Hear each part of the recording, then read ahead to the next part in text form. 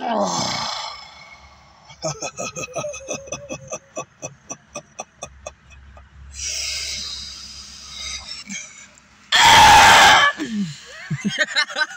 back to the channel.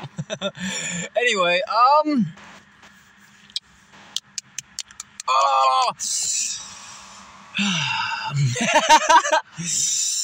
God, I'm having such problems breathing lately. I really hate this. I don't know why. I don't smoke or anything.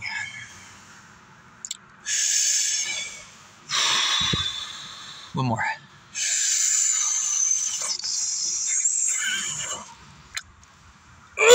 Fuck. Anyway, I'm driving, I'm in Savanah, Georgia. I just got done. I parked at a rest stop, and I woke up and I made it to Savanah, Georgia, where I've been before. I was here like 5 or 6 months ago, and it's amazing how whatever you put out comes back. So it basically played out to where when I was here last time, I was in Florida, or Georgia, sorry, this is Georgia, and I made my way begging from here, where I'm at right now, all the way to the fucking Florida Keys. I made it from Georgia, Savanah, Georgia, all the way down through Florida, all the way, with nothing but a fucking cardboard sign. Made it all the way into Florida and through the fucking Florida Keys, all the way through the rich $1 million homes, all begging with a cardboard sign. And made it back from there all the way past here, past all this, up into Dillon, 7 miles south of North Carolina. It was the northern part of South Carolina. I fucking hate saying that. It's so goddamn confusing. It was in the northern part of South Carolina. It's the southern part of North Carolina. Don't you understand? Fucking goddamn. Fuck. I hate saying that. But anyway, when I was here last time, I, actually, to tell the story of this exact spot, like this exact Walmart. You see Walmart right there? Right underneath that blue part that says Walmart, right next to the doors. I have a story about that spot. Down this way, which doesn't really fucking matter, but anyway, down that road where those lights are right there, that's an interstate. It goes down that way, or it leads to another interstate, or whatever. It's a highway that leads to an interstate.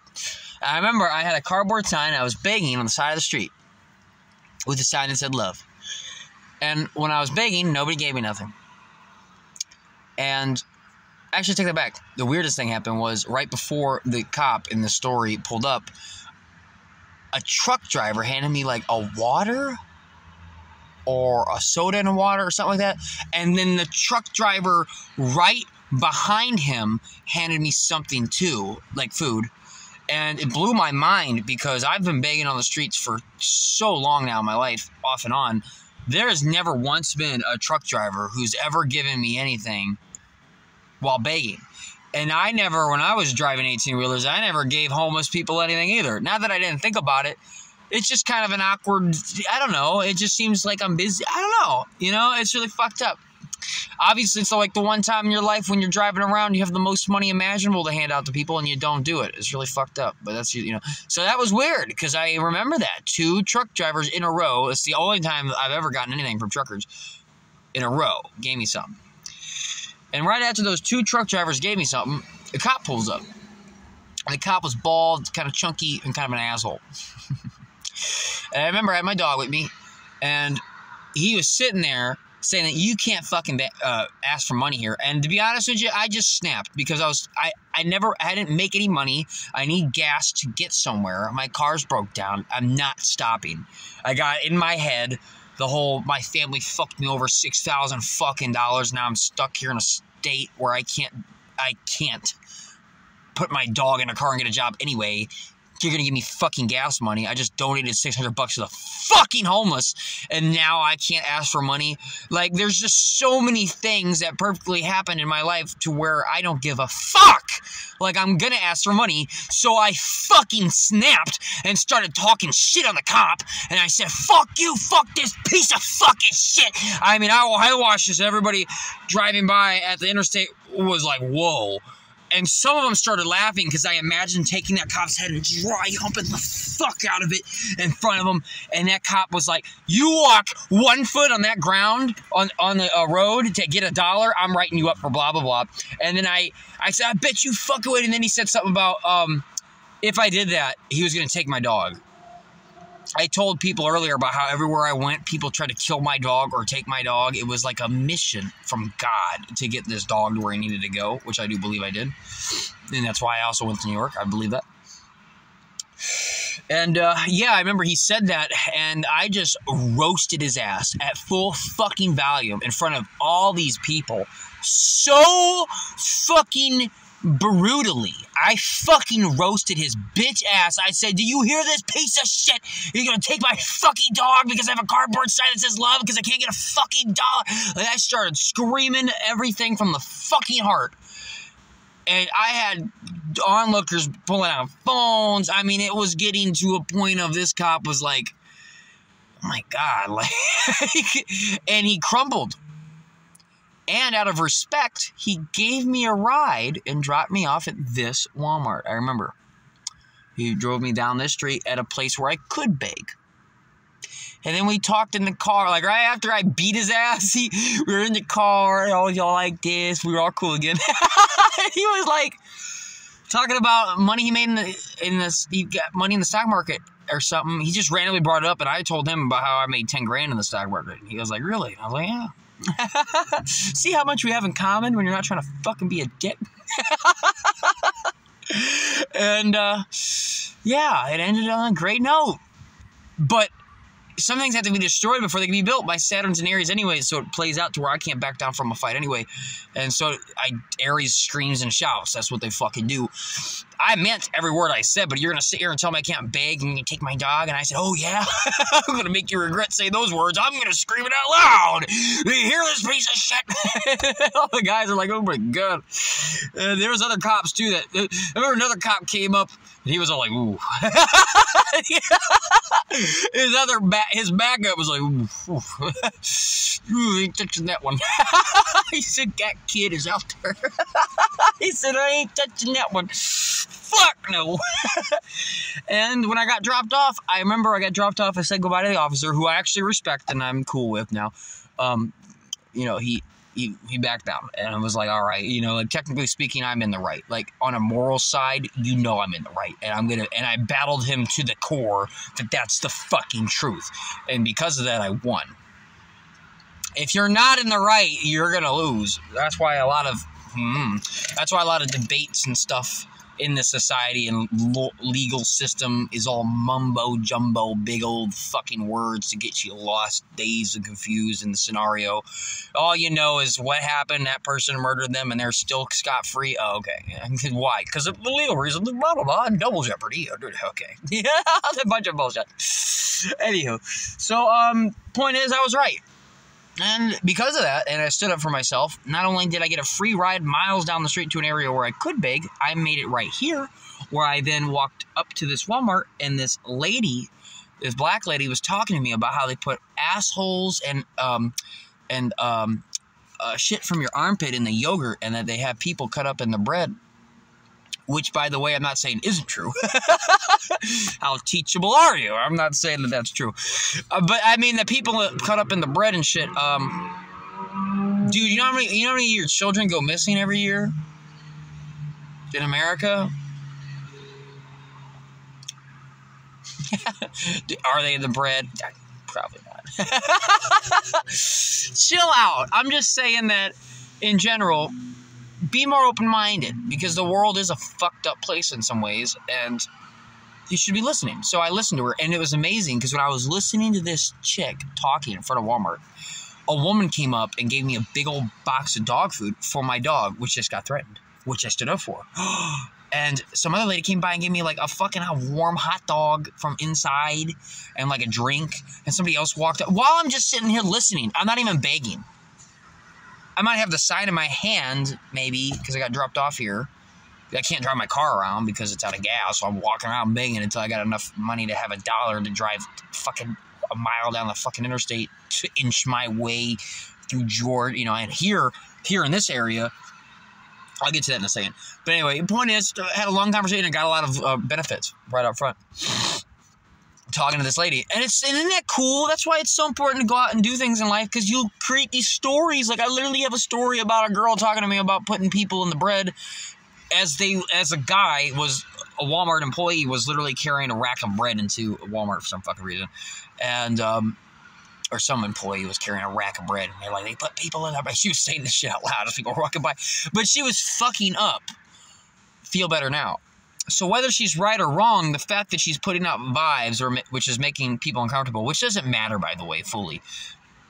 But the fact that I was sitting there being a beacon of light is why people were drawn to me to give me stuff. And did I hand her a few bucks or not? I can't remember. Maybe she handed me a couple bucks too, which she was herself begging on the streets.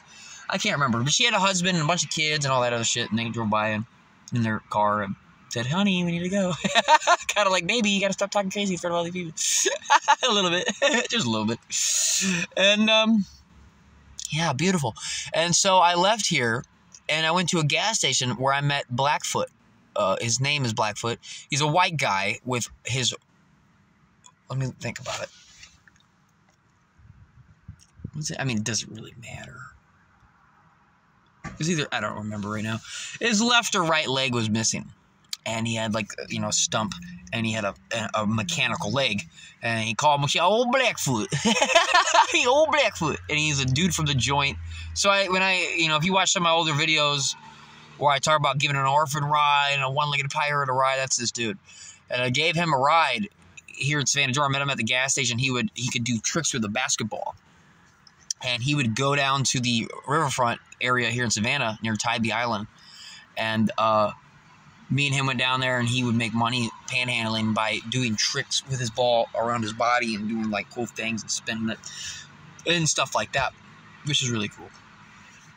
And he actually had a pretty beautiful soul for a dude from the joint who had problems. Everybody had problems. And I ended up having to say goodbye to him. You know, long story short, we drove from here all the way somewhere.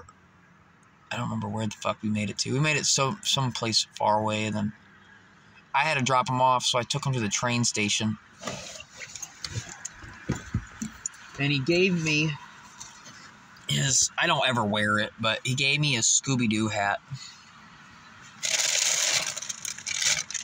Yeah, I don't have another light at the moment to show you, but yeah, he gave me this Scooby-Doo hat.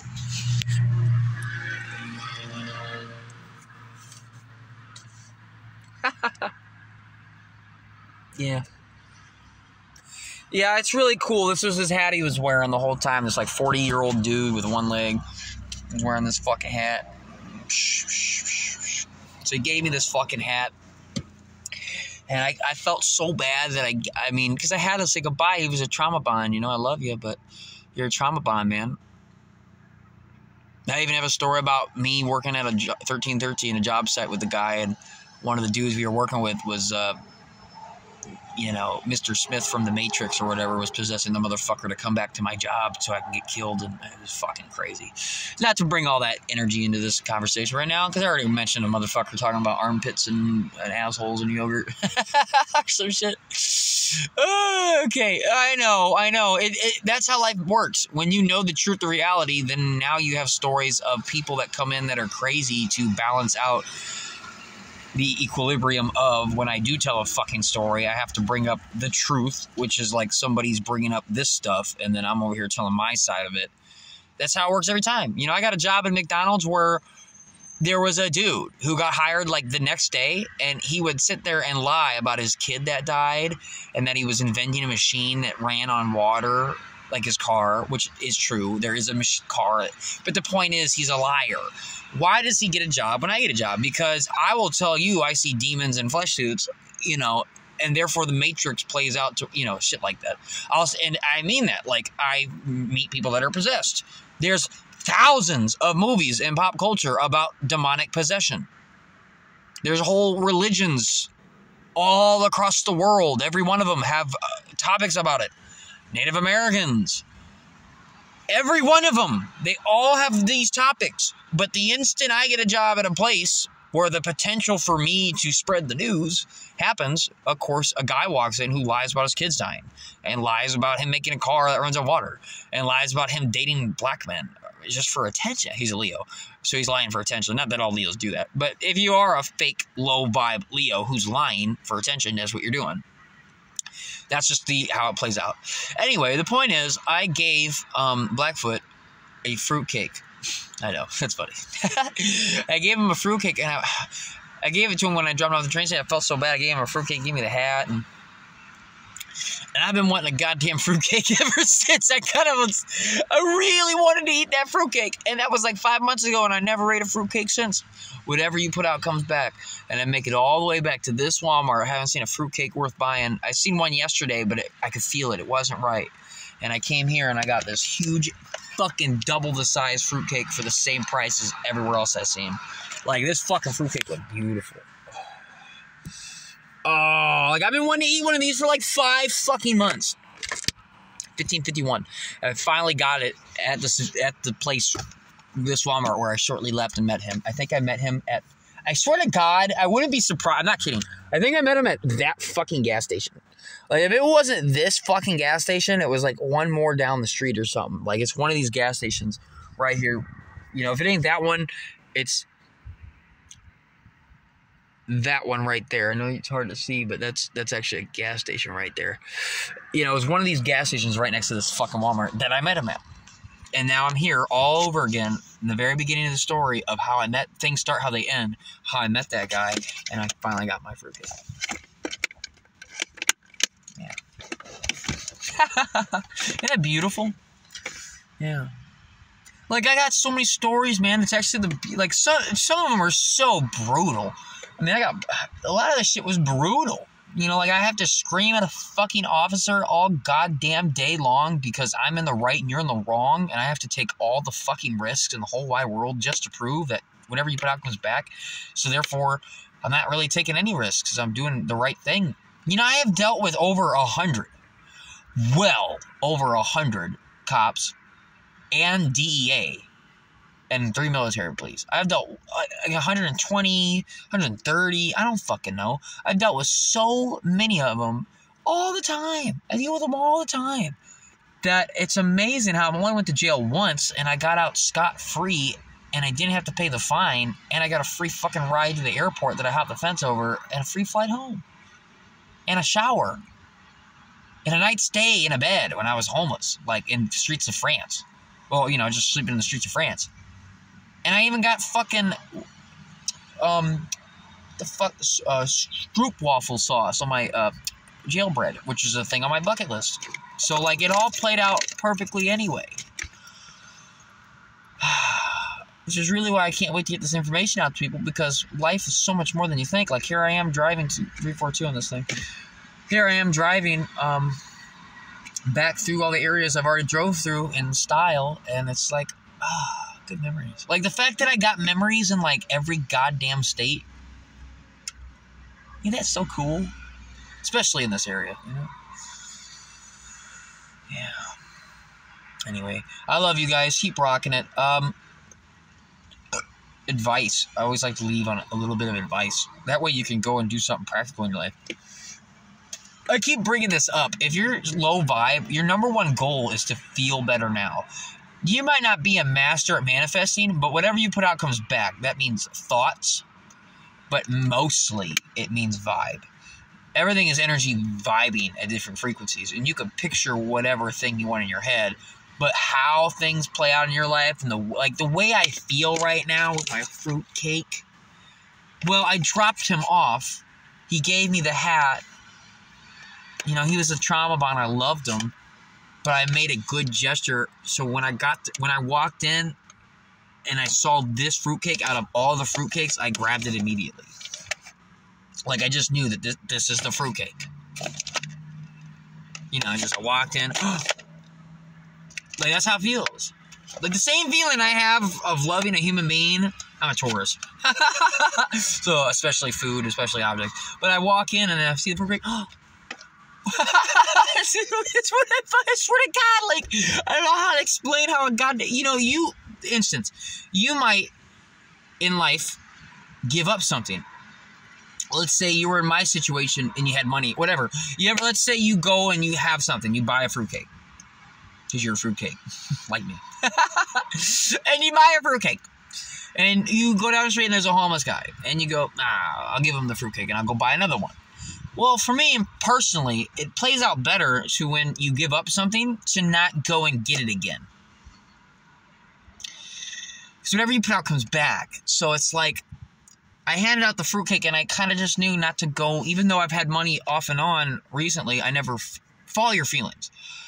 I'm just saying from experience of following my feelings, it usually plays out to where that little moment where you do that, and then you go, like, let's say you go to Starbucks, you get a coffee, and some guy needs a coffee, and you hand him the coffee. It usually plays out where you don't walk back in and get a coffee.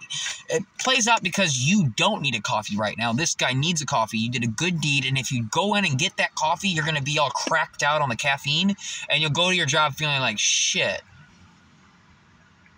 Or let's say you have the fruitcake, and you give it to the homeless guy, and then now you're like, well, I'll just go buy another one. Then you'll eat it, and you'll feel like shit.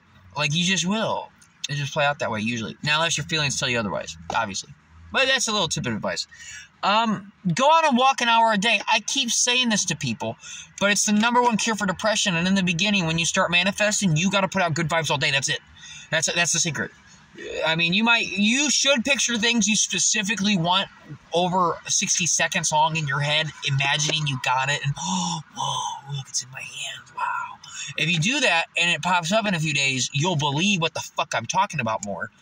But in general, you're going to be a lot happier if you just are happy. Because there's no way to happiness. Happiness is the way. Wayne Dyer, no relations. I got to say that from now on. Wayne Dyer, no relations. But yeah, there's no way to happiness. Happiness is the way. You got to put out that vibe. It'll come back. And when you feel good, like you're receiving things all day, the universe has to, by law, give you things to make you go, oh, I received something. Oh my God, look at that. Fruitcake. I feel so good having this fruitcake. I'm a Taurus, so if the other day I was in a Walmart, hopefully this don't shut off. The other day I was in a Walmart and this narcissistic dude they just spot me all the time. And he looked like Wolverine on a black fat kid. You know, imagine a fat black kid. You ever seen the show, The Cleveland Show? He looked like that fat black kid, but he had the hair of Wolverine. He had the hair of Wolverine on a fat black kid. His eyes were sideways a little bit. And he had some snot on his nose. He's a snot-nosed kid. He had Wolverine hair. And he had bright-ass yellow shoes. And some yellow-ass shorts. And couldn't give a fuck. And he was shopping in Walmart. And I'm feeling the vibe of this Walmart. And I feel horrible. And this guy, spots me in my sunshine and goes, hey, man, you got $1? I've never been panhandled inside of Walmart. The guy asked me for money inside Walmart. And he had a cart full of candy and shit. And I was like, why do you need $1? And he's like, to buy all this stuff. And I was like, but I gave it to him anyway. Because it was $1. Now, if I felt a little more of the feeling I wanted to feel, which was to tell this dude to eat dick, but he wasn't there yet. He didn't get there with me yet. And so I gave him the $1. But energetically, I thought about how I felt like I lost $1 for over 2 hours. So now I'm thinking about what I don't want, which is losing things. I only got rid of $1. Yet, for about 2 hours, I'm vibrating after that moment. I'm losing things. I have been robbed. I'm a Taurus. Taurus feels like that anyway in general. But really, we're more in tune with the art of manifesting anyway, which is the fact that now I'm focusing on losing my practical foundations, which really comes from you vibrating. You feeling oh so secure because you have a job and a home and your car makes you know that you have a place to sleep, a way to get to your job, to make more money, to keep the house, to get the car, and make sure you have enough gas to get to the job, to keep doing that. I got a car going on now. You feel secure. Therefore, that's why that works. you think that's why. No, I've seen enough reality to know that if I could convince some human being to start vibrating negatively, his car will explode. He'll get in a wreck. He can't go to his job anymore. He'll lose it and then eventually loses the house. Something will play out like that. So the fact that I gave a guy $1 and now I feel fucking horrible shows that it wasn't worth it. But remember, this is the real art in life. This is happening to you too. It's still happening to me in a sense. The difference is I'm aware that the number one goal is to feel better right now. So when that happened, I pulled over, I stopped the car, I said I'm not buying anything more. I already feel like I'm losing things. I like centered myself. I played some native flute. Played some native flute, and I chilled the fuck out. I breathed and I chilled the fuck out. Scooby-Doo head. Scooby-Doo. Chilled the fuck out. Scooby-Doo. I chilled the fuck out and felt better. Like I just did whatever I could right then and read. Played some soft music. Buying things weren't going to make you feel better. I already felt like I lost money. Hold off on spending even a drop of gas. I don't want to feel any of that. And I re-centered myself. And then I walked down the street. I told you I pulled over at a Walmart and I found a big old cake. A Reese's cake. I have a video about it. And a bunch of food. Remember that? Oh. Because I felt better right now. And that's that story I just said. If you go back, watch my last couple videos where I find that fucking cake. See how I have a cake in my hand? Whatever you put out. See how it's playing out again anyway? Like now my fruit cake that was a bar that I handed to somebody is now in the shape of a round cake as well. Point is, I was touching a fucking cake the other day behind a Walgreens after I parked my car at a Walmart. Now I'm at a Walmart and got a cake. And all the other things all mesh just perfectly well together too. That's true. But anyway, yeah, I dealt with that narcissist, got robbed $1, drove off, my card wouldn't work, I was at a gas pump, I called the lady, she said, oh no, your card works fine, hang up now, and I said, no, wait a minute, let me try. Yeah, the card said it was declined, oh no, you just wait 30 minutes, ha ha ha ha, you hang up now? And I was like, yeah, bitch, and I hung up, and I recalled, breathed, I laughed. You know, because in that moment, it's like I felt robbed, all this is happening, I screamed, get it out. Then I felt better. And then I met the nicest dude on the phone who set everything up to where my card works, and I left him a 5-star review. So I would not have left any guy like that a 5-star review if it wasn't for the shitty